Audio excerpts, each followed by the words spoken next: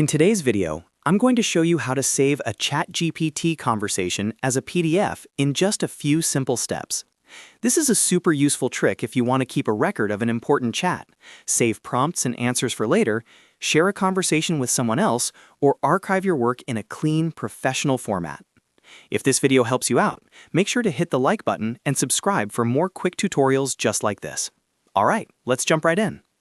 First, open ChatGPT in your browser and log into your account if you're not already signed in. Once you're inside ChatGPT, go ahead and open the conversation that you want to save. This could be any chat from your history, whether it's a recent conversation or one you've used before. After the conversation is open, use your mouse to select the conversation on the screen. In some cases, you may want to click and drag to highlight the content if needed, but the main goal here is to make sure the conversation you want is active and visible. Next, right-click anywhere on the conversation area. A menu should appear with several options. From that menu, choose Print.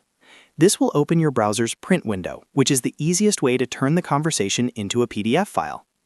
Once the print settings appear, look for the destination or printer option and select Save as PDF.